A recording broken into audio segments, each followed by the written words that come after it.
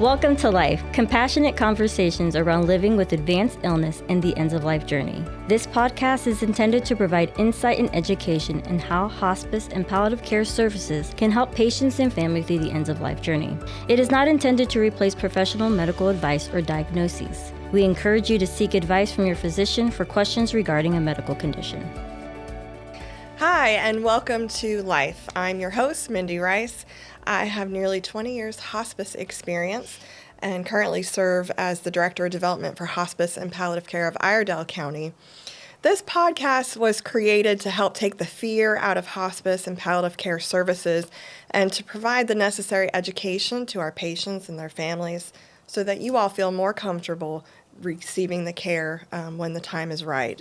And we also want to educate the community about the additional programs we have outside of just hospice and palliative care. And in fact, as a nonprofit, last year alone, Hospice and Palliative Care of Iredell County gave back over $1 million in support to our community, and that's in uncompensated care and community programs.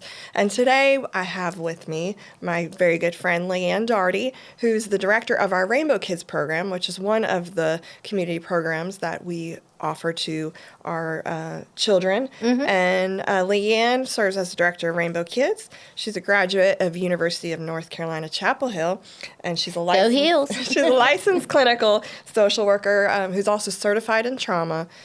She has extensive experience in the field. We're so blessed to have her on our team, extremely dedicated to this work, and she's a Statesville native and still resides here in Statesville. So welcome, Leigh, to Life. Thank you, Mindy. I love being here today to help tell the story of Rainbow Kidz and share it with you. Well, we are excited to have you today.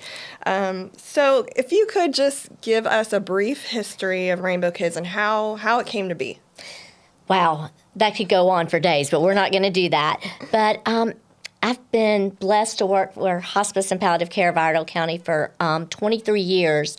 And back in 2005, there was a small group of us that were thinking about how can we serve the children. We were working for hospice. It was Martha Hooser, Chaplain Lynn Kunkel, and Chaplain and Bereavement Coordinator Randy Berryhill, and a few of us getting together. You were there, I think, as a receptionist back then. And we were starting to go and visit other hospices and see what they were doing. And so we began by talking about it and knowing that we needed to do more in our community. And then in 2007, we got a call from Jill Blackwelder, who was a counselor at South Iredell High School, who's now retired. But she called us and sadly said, you know, we've had a student die in a car accident. He has a lot of friends here, and we really need help. You're the grief experts in your community. Can you come help us? And Chaplain Lynn Kunkel and I went to the school and met with the kids, and they said, can you come back next week? Can you come back the week after that and the week after that? And we knew that we needed to be doing more in our community. So we officially started in 2007. Wonderful. Definitely one of the things that I love about our organization is most of what we do and the needs that we meet all happen organically. We see a need and we work to try to meet it. So that's really how this program came to be and just has grown tremendously over the years. So tell us why Rainbow Kidz, why did you want to help and work with grieving children? What's your story? We all have a story. What's your story? We do all have a story. And my story is special as someone else that works at hospice because we all have our stories and our passions at why we do what we do. But in 1981, my 17-year-old brother, who was a star quarterback, basketball, baseball player for Statesville High, very healthy looking, began having back pain. And didn't go away for a couple of days. They thought it was from spring training with weightlifting, and went to the doctor and was diagnosed with testicular cancer that had metastasized all over his body and died within 10 days of his diagnosis. So it turned my family and his friends, our friends, upside down. For really years, and I was in college at Mitchell and knew I wanted to go into the helping field. But then when that happened, went on to college and wanted to become a social worker to give back and help others. And so that's the story. It started with my brother, Philip. And we hear often with volunteers of Rainbow Kidz program as well, where a lot of us have had these experiences early on in our lives and did not have a program like this. So everybody just wants to help because they wish they had had it for themselves or their children when they were younger. So a common theme for sure. Absolutely. So you talked a little bit about how we responded at South Iredell, and so that is one part of our program. It is grief groups in the schools, big part of our program. But if you could kind of summarize that, and then the other programs that we have, ways that we serve children in the community through Rainbow Kidz. Sure.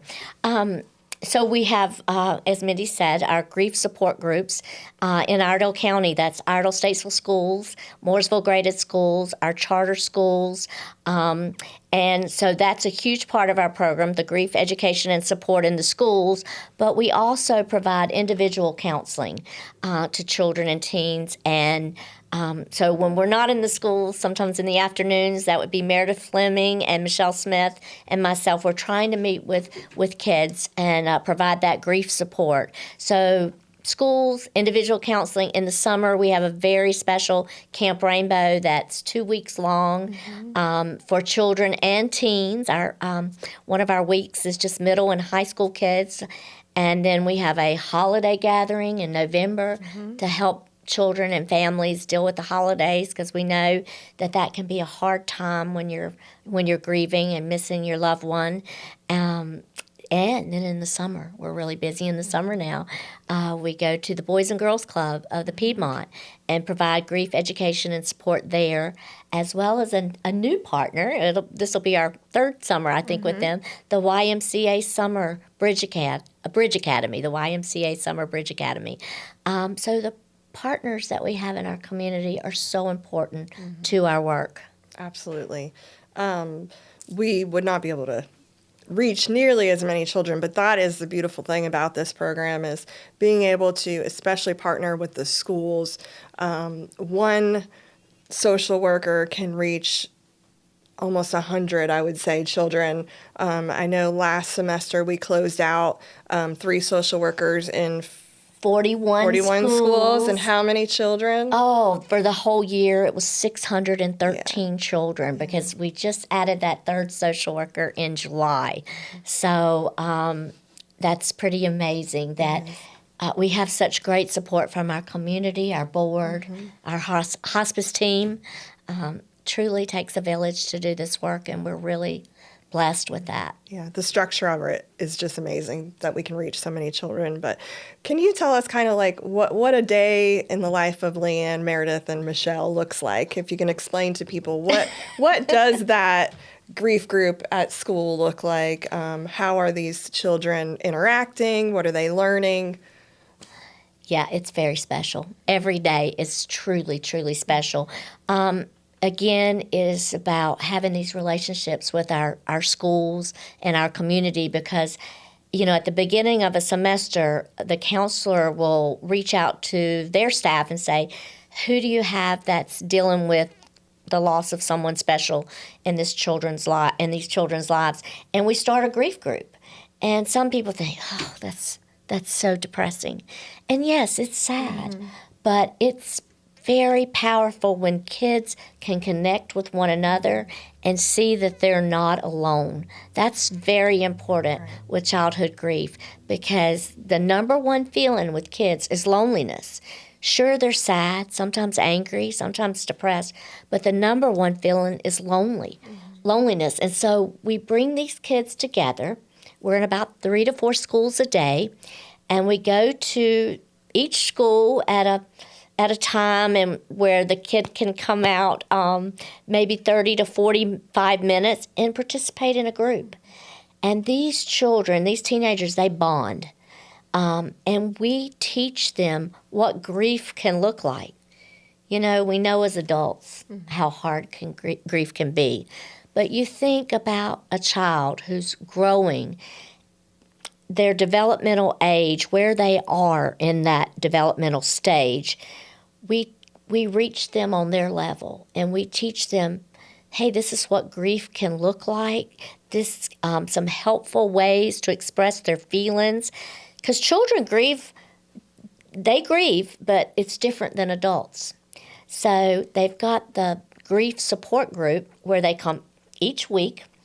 For about 10 to 12 weeks. We have a curriculum. We have a grief education and support curriculum that's evidence-based, believe it or not. And we survey the students before they start on how are you doing with your appetite, your sleeping, your behaviors, your grades. Are you coming to school? And we gather all this in the beginning. And then we have this group for 10 to 12 weeks, and then we do a post-survey with them. What have you learned? Tell us about your coping skills. Tell us about your social support. Do you feel less lonely, less isolated?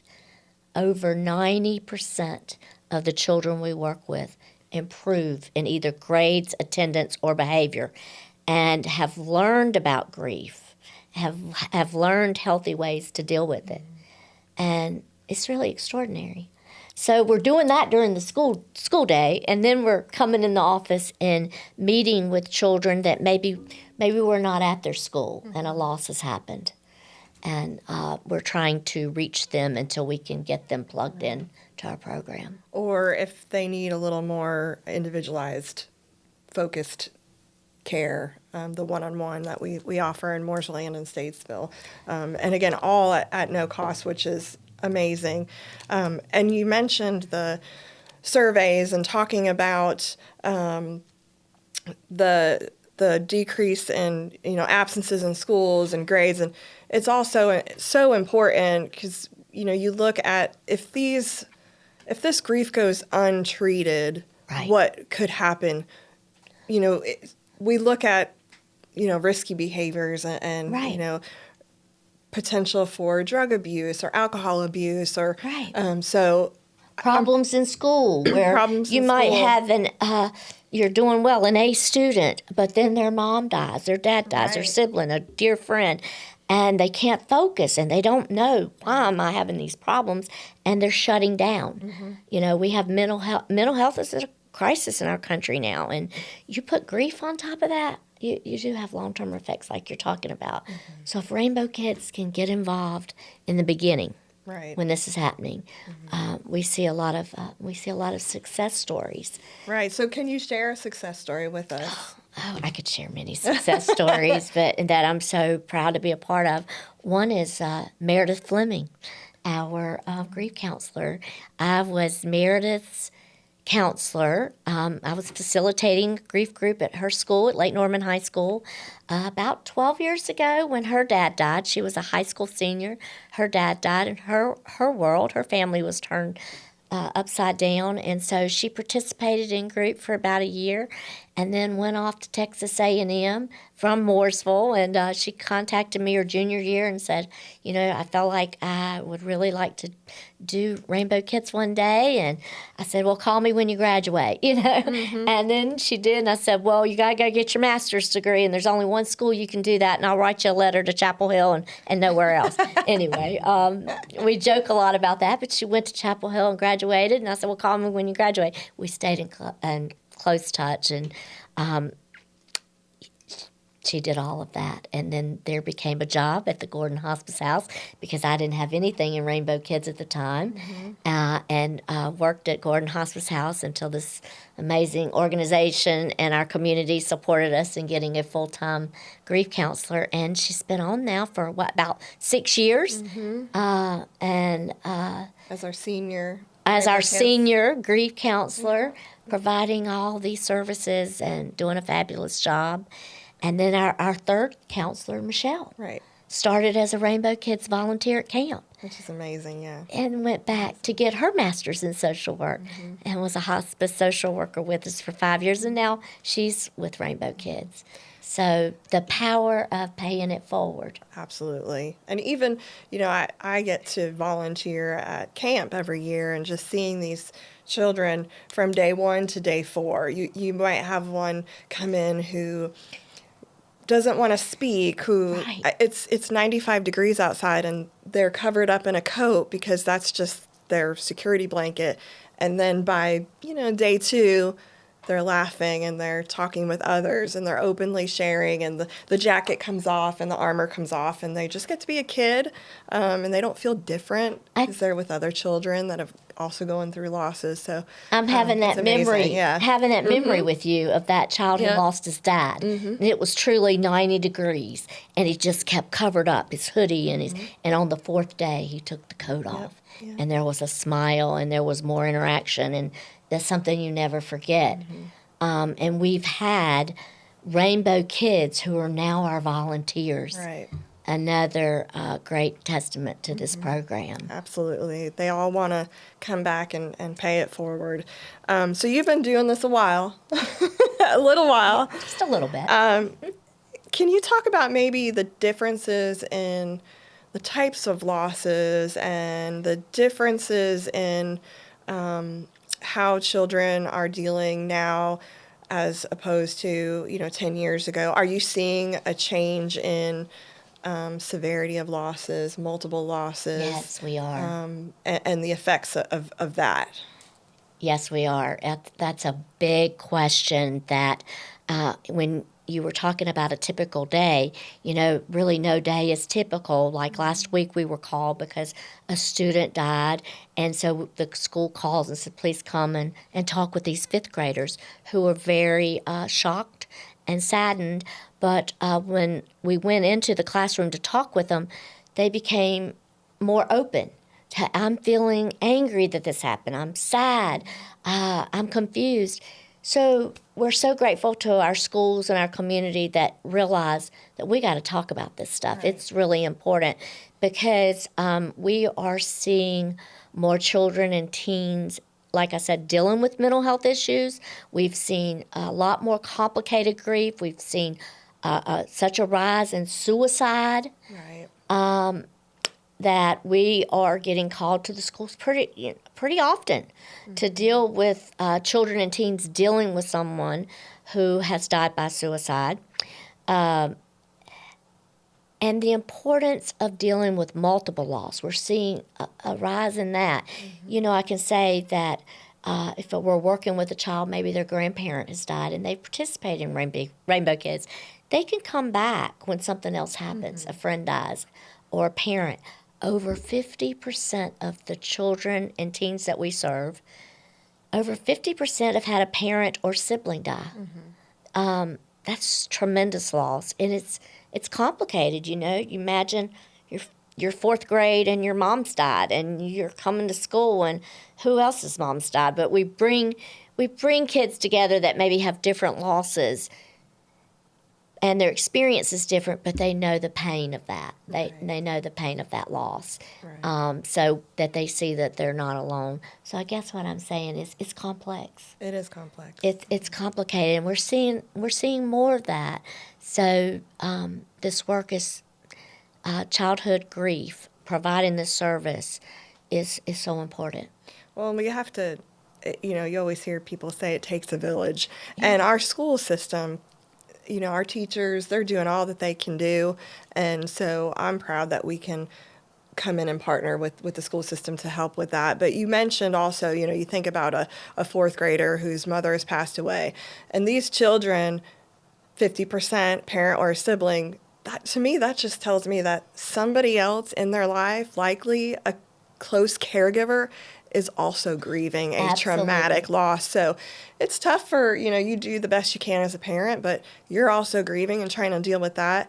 And then, you also have a child who's grieving. So to be able to have this support system for them and professionals who know how to teach them these healthy coping skills, I think is life-changing for sure.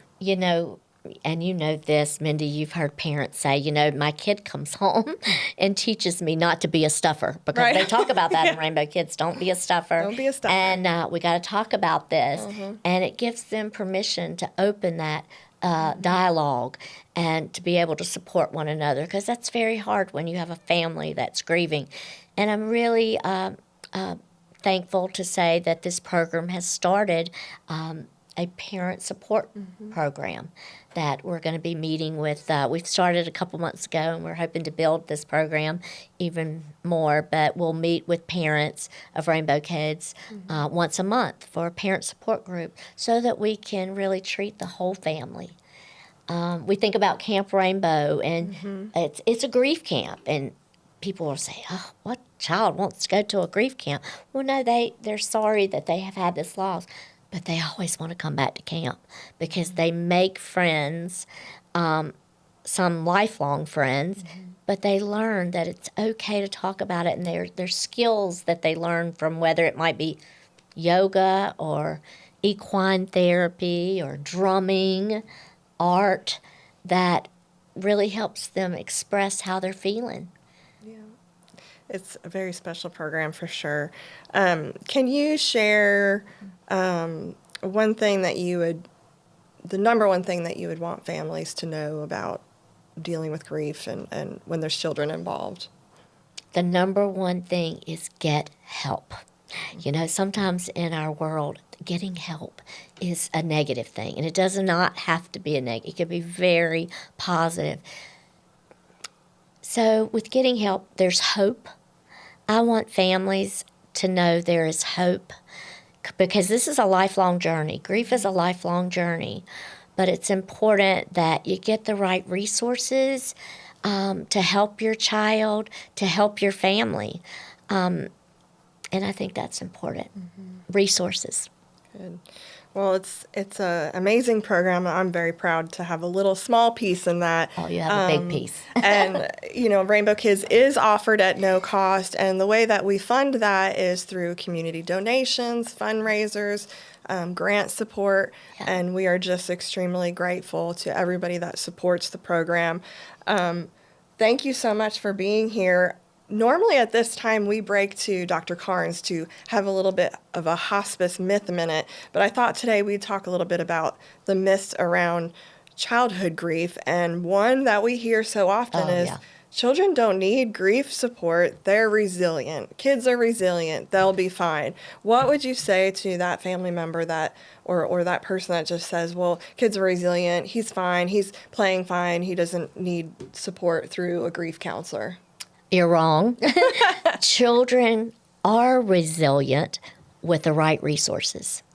Based on the child's developmental stage and age, they may go and be playing and seem just fine. And, because their attention span is shorter, depending on their age. But they know what's going on, and they need help to deal with that in a healthy way. I think it can really be very important as a family, growing together, because oftentimes we isolate, but we think, oh, the child's fine, just, they're just playing. But these children need grief education and support. We teach them, we like to teach our children, we're going to give you a toolbox. Imagine you have a toolbox. And what's your toolbox going to be like as you grow? Right. And we want to explain what it might look like and what tools can we give you in your toolbox to help you be the best child you can be, to be the best teenager you can be, to be the best family you can be under some really difficult circumstances. Right. Well, thank you so much. We're so grateful to you, your commitment to Rainbow Kids, Meredith, Michelle, everybody at Hospice of Iredell that supports the program. If you have a child that's grieving or have any questions, please, we always encourage you to reach out to our organization. You can go to our website, hoic.org. There's a Rainbow Kids tab. Follow us on all the social media platforms for upcoming events and information. Thank you again. We so appreciate you, and thank you, and we'll see you next time. It's an honor to serve. Thank you, Mindy. Thank you. Thank you for joining us on Life. Hospice and Palliative Care of Iredell County serves Iredell and surrounding communities. We provide care wherever a patient calls home and in our 2 hospice houses, the S. Mitchell Mack Hospice House in Mooresville and Gordon Hospice House in Statesville. We encourage you to reach out if you have any questions or need guidance regarding care for you or a loved one who is facing serious illness. Call our office at 704-873-4719 or visit our website at hoic.org.